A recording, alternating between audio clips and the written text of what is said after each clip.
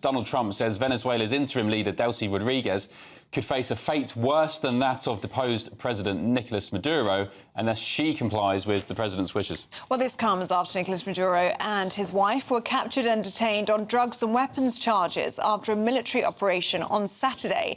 They are due in court in Manhattan later on today. Venezuela has denounced the military aggression and the army says it backs Delcy Rodriguez, and it contradicts President Trump's claim that the US would now run the country until a proper transition takes place. Well, all of this comes as Donald Trump has also said that the United States needs Greenland for defence. We need Greenland for national security, not for minerals. We have so many sites for minerals and oil and everything. We have more oil than any other country in the world. We need Greenland for national security. And if you take a look at Greenland, you look up and down the coast, you have Russian and Chinese ships all over the place. We need it for national security. We have to have it. And he wasn't done there, because on Air Force One, the president hit out at drug trafficking in Colombia, hinting that they too could see a similar fate. Colombia is very sick too, run by a sick man who likes making cocaine and selling it to the United States. And he's not going to be doing it very long, let me tell you. What does that mean? He's not going to be doing it very long. He's not doing it very long. He has cocaine mills and cocaine factories. He's not going to be doing it very long. So there will be an operation by the U.S. It sounds good to me. Well, let's speak now to former chair of the Defence Select Committee, Tobias Ellwood, who joins us now. Morning to you, Tobias, and Happy New Year. Politics aside for a moment with all of this, in terms of a military operation, this was stunning, what we saw at the weekend. It was indeed. I think it's going to be talked about for many, many months, indeed years to come. Gargantuan in size, bringing together all domains of warfare, taking out the air defenses, Delta forces, special forces moving in and doing something quite incredible with no loss of life. So from a purely military perspective, very, very impressive indeed, and a mission accomplished. But I'm sure, as we'll no doubt talk about, the consequences are absolutely astronomical.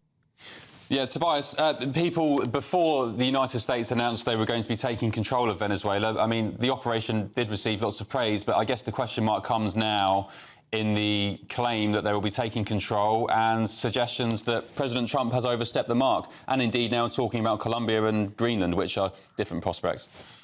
Yes, I think you put it very diplomatically indeed. There are enough pieces of the jigsaw, not just what's happened in Venezuela, but as you've been reporting, these new threats by an American president against Greenland. We're seeing nothing less than an assault on our post-World War II order by Donald Trump. And I'm surprised it's taken Britain so long to call this out. America is our closest security ally, absolutely. But when an American president uses force, uses coercion, and takes America down such a dangerously unilateral and isolationist path with massive ramifications for global security and giving license to our adversaries to follow suit, then the world is in trouble and we should speak up. I mean, Article 24 of the UN Charter is pretty clear. Individual states are not supposed to decide unilaterally when force is justified, except in narrow cases such as self-defense and so forth. That's clearly not the case here. My immediate concern is that Trump has not thought this through. He likes the fast deal, and to run another country looks like he's going to repeat the mistakes that were made in Iraq and Afghanistan. And Trump seems keen to work with Vice President Delcy Rodriguez. But I understand that the Venezuelan constitution means that once she's replaced as president, what then happens is that there must be fresh elections, and that would then bring in somebody else. That would actually bring in the former Nobel Prize winner, who was the leader of the opposition, and that's clearly not going to be the case here. So what we're seeing now is President Trump supporting the Maduro regime de facto through the vice president, preventing fresh elections from coming through. Has that surprised you, Tobias? Because they've taken out Maduro, but they haven't wanted to change the regime. They haven't backed the opposition leader. And the Telegraph reporting today that Ms. Rodriguez has close ties to the Kremlin, that she was actually in Russia at the time of Mr. Maduro's capture. I mean, that must be concerning to President Trump. It is. As I say, I'm not sure that he's aware of any of these details. I'm not sure he appreciates the fact that the situation that we have at the moment is one very, very precarious, very, very difficult indeed, and to the point whereby we don't know what's going to happen next. There was a comparison, if you like, with 1989 in Panama, where we had the situation, a president was then removed and but replaced by the person who'd lost the election. In this case, Maduro had fixed the 2024 elections, but instead of allowing the opposition now to play an active role in Venezuela, Donald Trump is bypassing all that. So again, huge questions for sovereignty, for democracy, and for international rule of law. Again, I repeat, why is it taking so long for Britain to call this out? Tobias, just final word. I guess you could argue there was no democracy or sovereignty in Venezuela when President Trump and his administration went in, because Maduro was an illegitimate president. He rigged the last election. And many people, you can see from the streets of Venezuela now, plenty of videos online of Venezuelans, even Venezuelans in London, celebrating, crying tears of joy. So I saw one clip of a Venezuelan resident in Caracas saying, we are not a sovereign nation because the elections are rigged. We've been living under a despot dictator for all this time. Yes, that's very fair indeed. But is this the way that you then depose a leader through coercion, through military force? And of course, many nations in Latin America will now be saying, what on earth do I do to protect myself? I worry now that many countries will now lean towards China to say, I need some form of backing. I can't afford to have America possibly do that to me as well. So these are very, very dangerous times indeed. Ultimately, though, this is actually about oil. It's about America keeping the lights on. It's about Donald Trump realizing that the heavy oil that Venezuela has is exactly what is now required in the United States of America.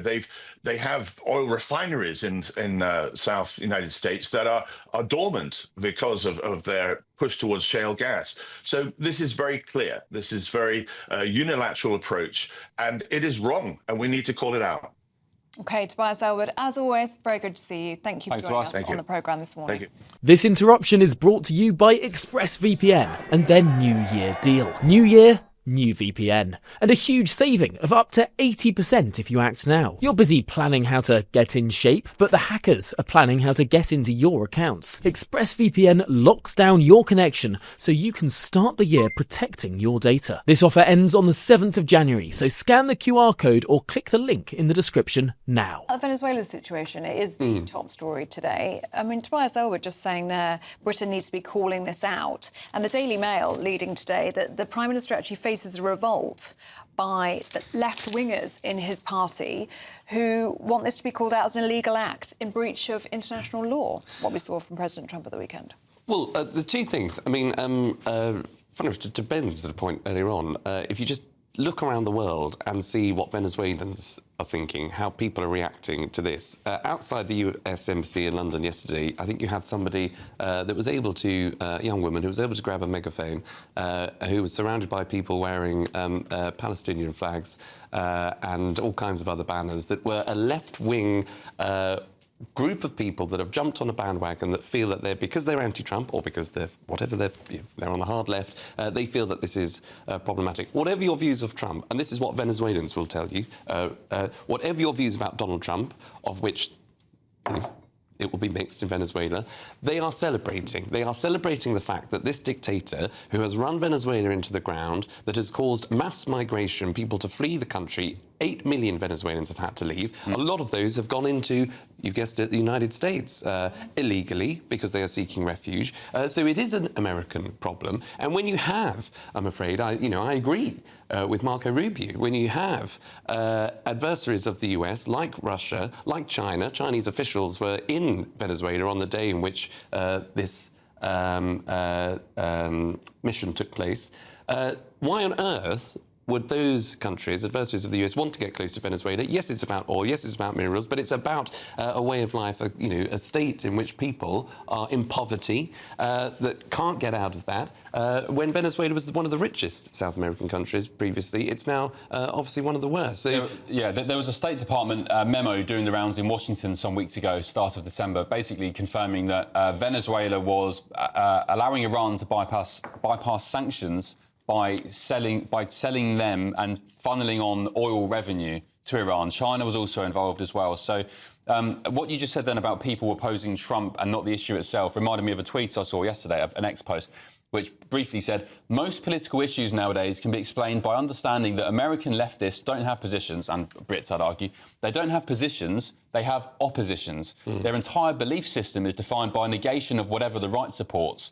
This is why Portland chants Free Maduro, while actual Venezuelans celebrate in the streets. Exactly. And look, I'm no fan of Emmanuel Macron at times. I think the French need to do an awful lot more to help with the migration crisis that we're seeing coming into the UK. Of course I do.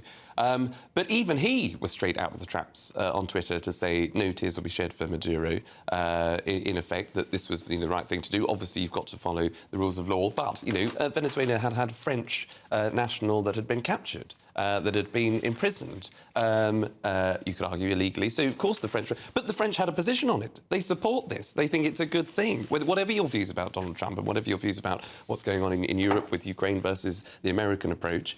But our Prime Minister and our government seem to be waiting for the facts and waiting for the full picture and waiting for international legal eagles to come forward with their view. No, stand up for what is right. And what is clearly wrong is a mass migration that has taken place from Venezuela into the US, where a country has been plunged into poverty when you've got a dictator that is not just going to harm the US by allowing its deals with Russia and China to take fold. That is a threat to all of us. So, look, Donald Trump said he was going to get on and do something if nothing happened in Venezuela. He's done that.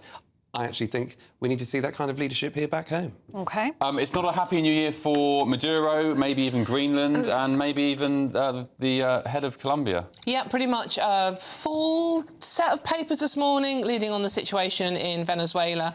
Obviously, the story broke at the weekend with Trump going in and taking Maduro out, now facing charges in New York for drugs trafficking and arms. So that's that part of the story. But now it moves on, obviously, because what you do in Venezuela, you can maybe do in other countries. And obviously, one part of the world that Trump's had his eyes on for a while is Greenland, which is part of Denmark.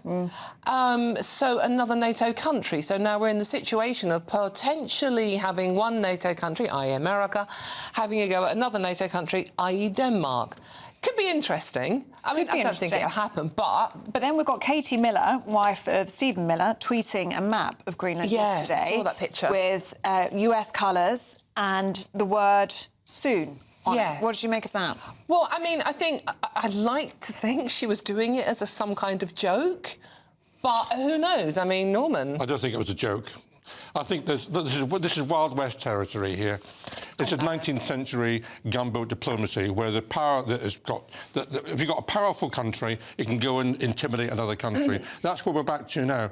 And the thing is that what's the difference between what Trump did with Venezuela and what Putin's doing with Ukraine, or what Xi Jinping might do with Taiwan? Well, this is where we're going. Surely, Norman, you know the difference. No, I don't know the difference. The difference is not... He was an illegitimate leader. He's a head of a drug trafficking cartel. He stole the US's oil reserves, or basically closed down the ExxonMobil and Chevron in the 1970s. Venezuela did, anyway. Venezuela did, he didn't. Yeah. So he's a completely illegitimate president with Venezuelans starving to death yes, on the street. they are. The only people who support him are his government cronies. So no, I mean, no one's defending Maduro. I mean, the man is completely beyond the pale, and it's great that he's gone. But it cannot be right that the United States can unilaterally go into another country, a sovereign state, and remove its leader, but they're not arrest sovereign. him.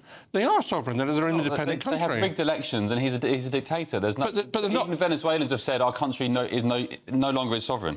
It's not a US. It's not a US department. He's got no right to go in and do that. What he did. I'm very glad he's gone, but it's not for the US to do that. What do you make of what Putin and President Xi will be thinking about this in terms of Taiwan, in terms of Ukraine, in terms of the Baltic nations? Well, it's very interesting because there's two messages. I mean, you know, is this about oil? Is it about sort of like, you know, getting rid of an illegal leader, if you like, or is it about sending a message out to China and Russia? All of those apply, and I agree, Ben, it really does. But there's two messages sending out here. One is Trump flexing his muscles and saying, you really don't want to mess with us because this is what we can do.